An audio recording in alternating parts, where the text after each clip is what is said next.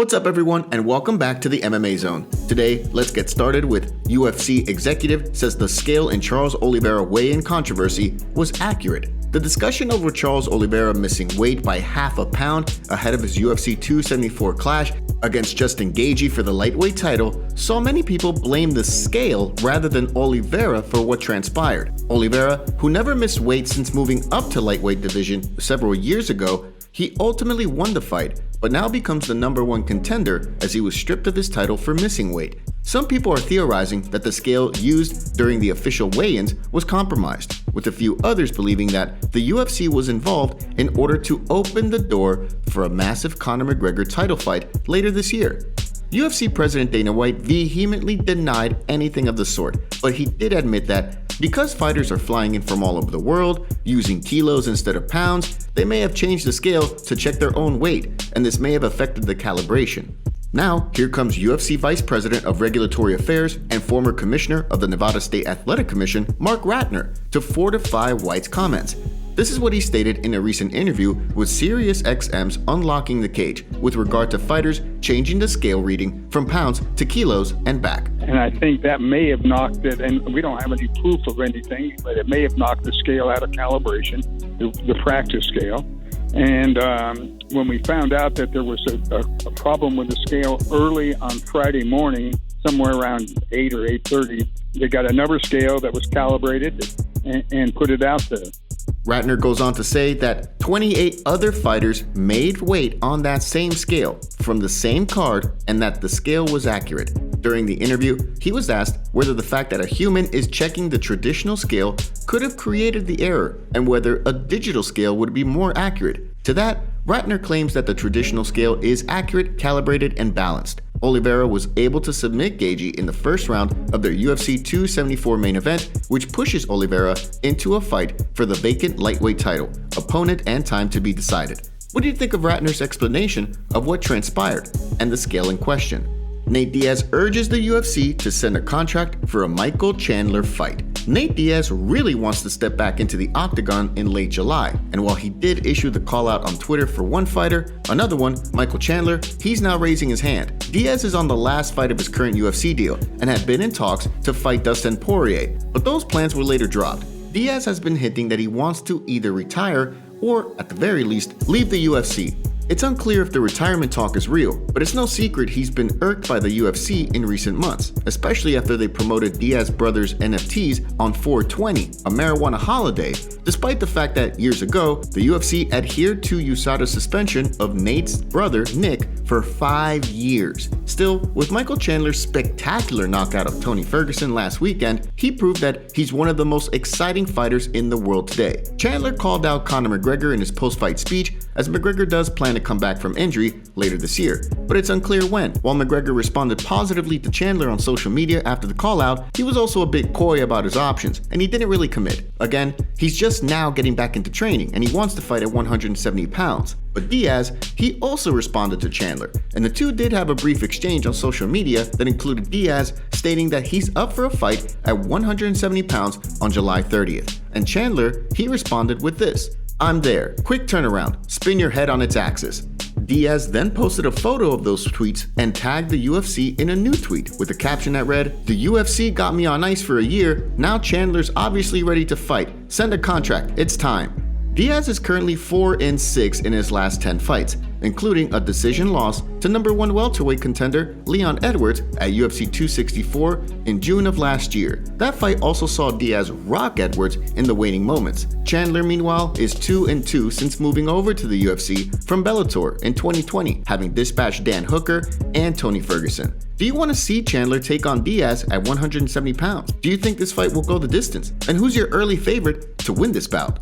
Henry Cejudo and Aljamain Sterling meet face-to-face and trash talk ensues. Daniel Cormier got both UFC bantamweight champion Aljamain Sterling and former champ Henry Cejudo to sit down face-to-face at his home, and they talked about any future potential matchup against one another. Cejudo recently revealed that he's entered the USADA testing pool, one of the major steps for returning to the octagon. Cejudo officially retired from MMA back in May of 2020.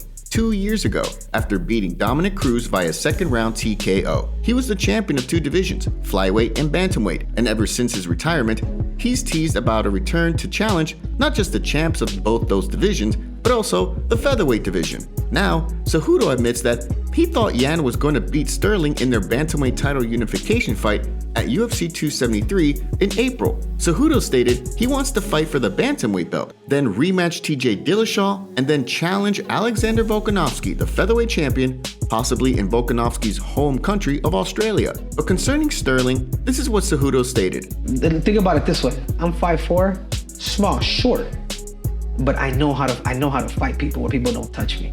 I know how to wrestle people. I'm a better competitor than I'm a fighter. So when I see a guy like Aljamain Sterling, I'm just like, that's easy money. While Cejudo was complimentary of Sterling, he was also very condescending in his analysis of the Funkmaster.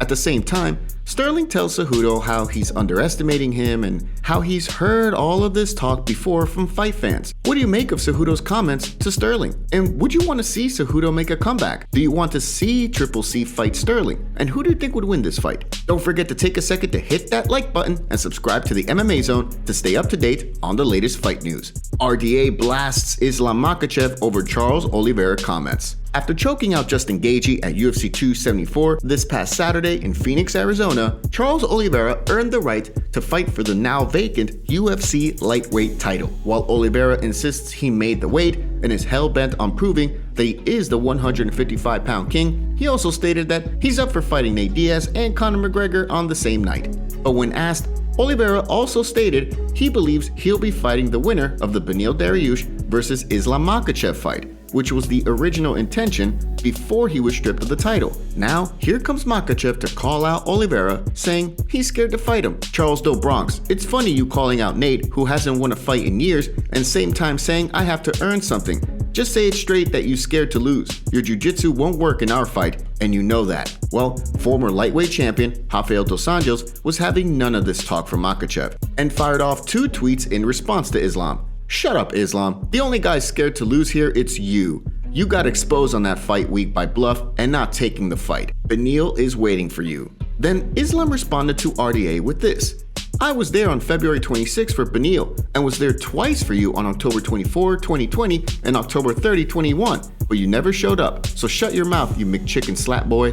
And RDA quickly responded to that with this. I was there for you twice too, don't play this game. You pulled out on fight week once I called your bluff once. RDA and Islam were set to fight previously, but COVID-19 infections and injuries made sure that this fight never took place. Then, earlier this year, when RDA was looking for a new opponent after Rafael Fiziev dropped out of their scheduled bout, Islam had raised his hand to enter that fight, only for him to back out of it, according to reports and Dana White himself. But what do you make of this whole exchange?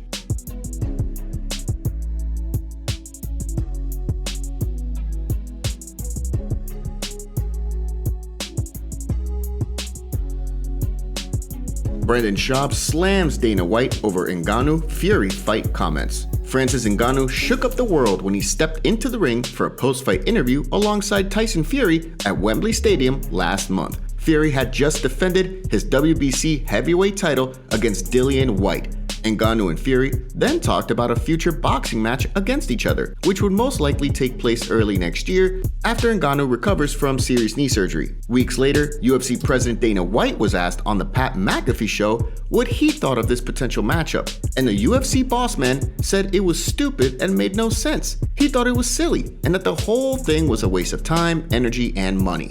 Now, here comes former UFC heavyweight Brendan Schaub to weigh in on the matter, and he slapped down White's comments, calling out the UFC boss man for being greedy. He also compared the whole thing to the Conor McGregor-Floyd Mayweather boxing match that took place in 2017. This is just a taste of what Schaub had to say in a recent video of his. But he has a better chance than Conor McGregor beating Floyd Mayweather because it's heavyweight. Anything can happen. And it's in 4-ounce gloves? How can you say it's stupid? Because you're not involved. That's why. It's not stupid. It's a great opportunity for Francis.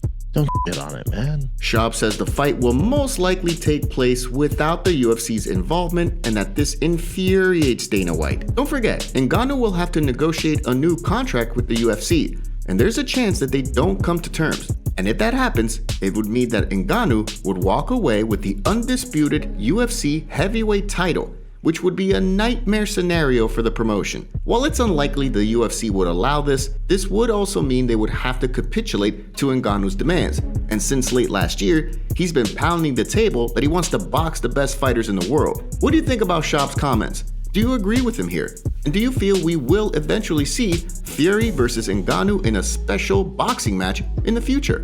Thanks so much for joining us today. What do you make of what's going on in the fight world? Make sure to like this video and subscribe to the channel to stay up to date on all the latest news from the MMA Zone. See you next time.